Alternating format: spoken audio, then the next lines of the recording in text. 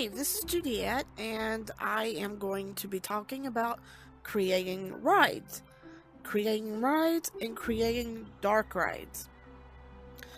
And so what we will do is we're going to go through the steps of what I do to plan a ride and how I follow through with the ride. When creating a ride, there's a lot of things that you need to think about. Do you want a rail ride? Like a roller coaster? Do you want a dark ride where everything's dark except for the scenes? Do you want a water ride? Like a log flume? What type of ride are you wanting to make? Because that will determine the type of world you need to build. Because every cart is different. I'll tell you my basic designs. When I'm building a world, I will start with doing a little mini map. This will be my little opening area where the carts will start, and then I want to go from there.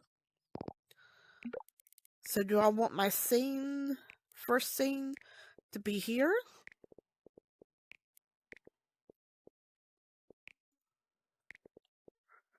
There we go.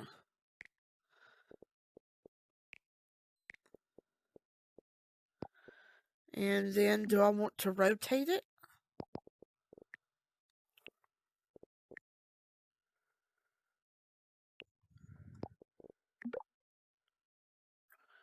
And put another scene here maybe?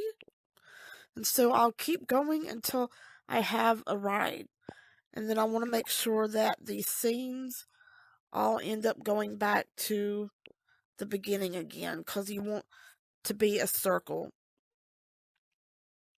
And if you have a ride that doesn't form a circle, like say you want your ending, let me color it so we can keep. Alright, so let's say this is the beginning.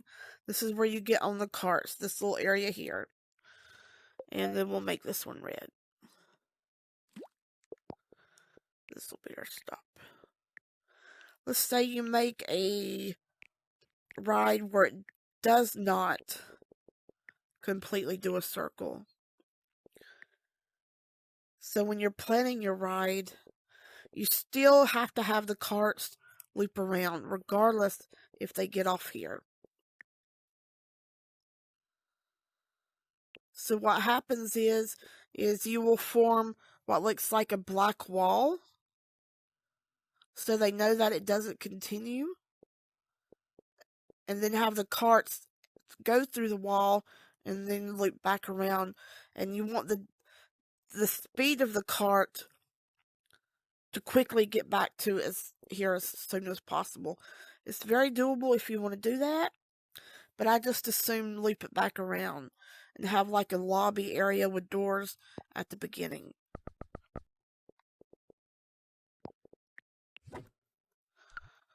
Okay. When you're doing your setup, I always like to do the typical carnival type thing where you have maybe one or two steps.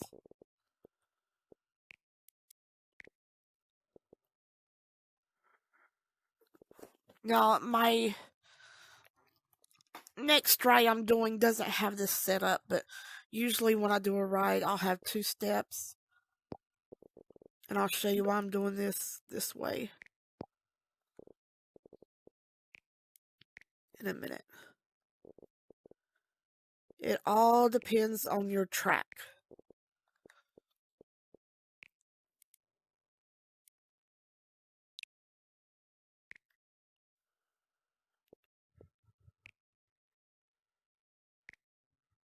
Now, a lot of people make steps with this button here, the array.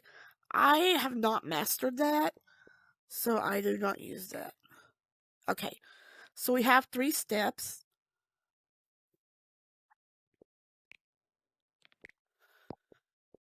And then always use a copy of this. And if you have collaborators, go in and turn spawn on start off, and then we use this as a measurement guide. So let's say our cart has 2 riders in it. So we want to make sure that our track will be this wide. Always use these guys as a guide for your size when making your ride. So you see how deep we made the track? And this is for visual. Because at this point, we'll have the bottom of the floor. You don't have to use black if you don't want to for your floor. But everything needs to be dark because you want people to focus on the scenes.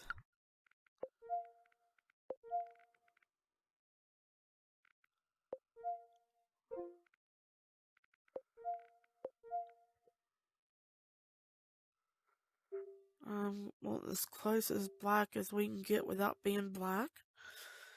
Since it is a floor, we'll add that one.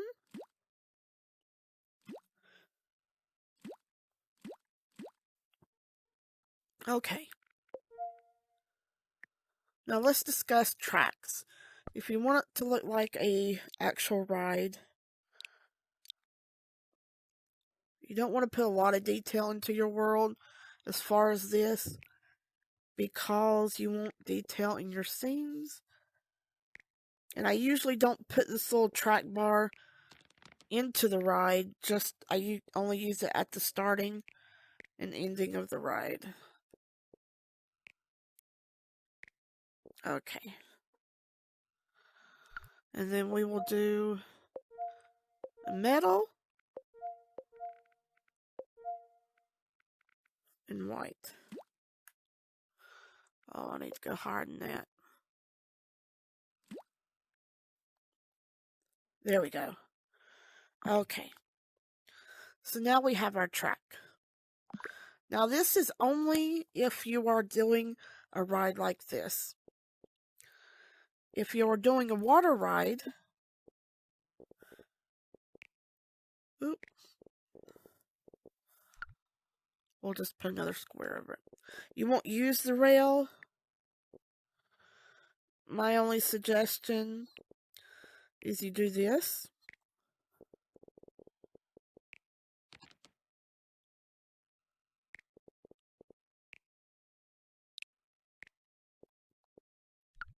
And then the texture I would suggest is wood. And that's because it has the lines and they're wavy.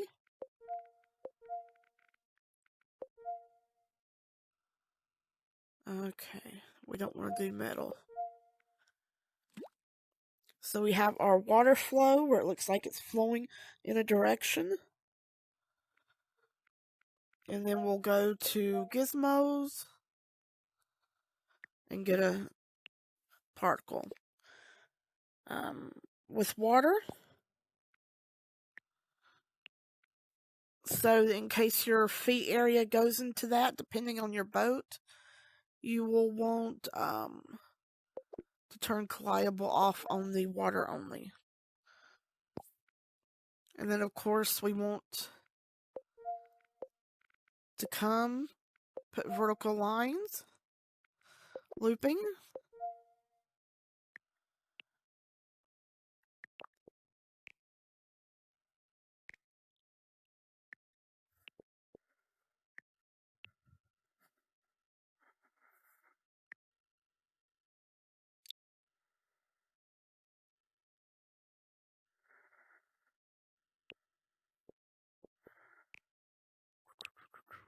Okay.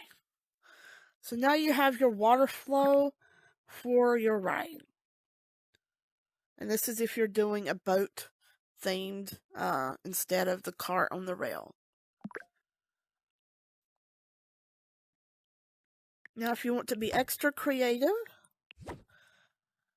Disney in most big parks has dark rides where the cart is actually hovering. So if you made your cart, which is a good shape for this.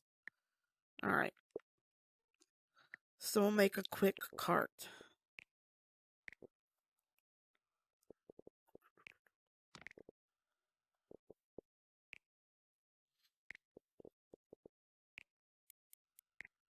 And until they give us a good library system for assets, which I think they might since we're about to be able to sell assets, if they could give us access to libraries, I would suggest making a whole bunch of different designed carts and saving those so you can use them for different rides.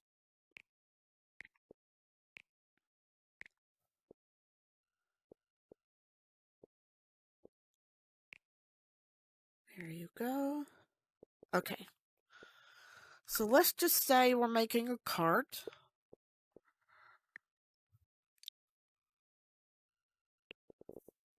I'm not going to make it too perfect because this is just for this video. I'm not going to make it perfect. Okay. Alright, let's just say this is a cart. And then you'll have another front half moon piece right here.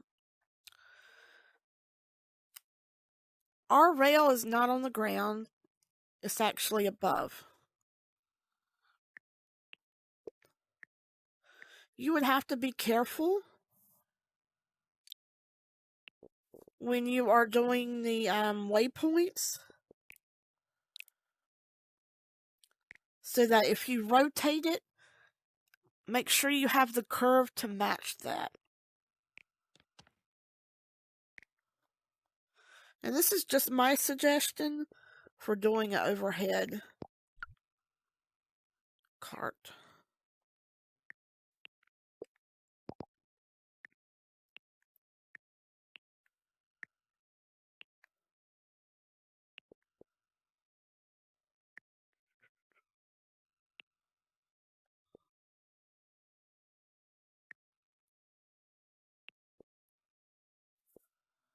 Okay. And then we just connect this up here. There you go. Okay.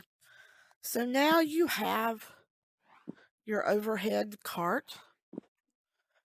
And you just step onto it, wait, and it'll take off. And that is just a suggestion. I do have a fairy tale one that the cart is in the shape of a open book. So you're sitting in the book and it takes you through the story.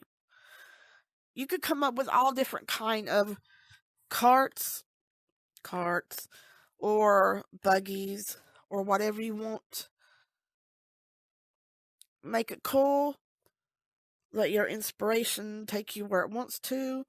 Because dark rides are definitely fun, and I enjoy building them. So this is the beginning. Before they allowed percentages, before they allowed you to have more percentage than what we had, because I've been in this thing forever. And once you got all this filled up, because most of this is coming from people. And we're already 22%, and that's the 8 people. When I first did my Phantom of the Opera ride, it was only 5. Maybe 4 people were allowed tops in the ride. Because that gave you more animation for the animatronics. And that was before we really understood how to keep the geometric down. I experimented with sounds. If you're using full songs, usually 3 or 4 songs tops. And then it'll max out your volume. But you only really need one song, and then the rest be different sounds. So there you go on that. So now that we have this situated, I'm going to discuss scripting.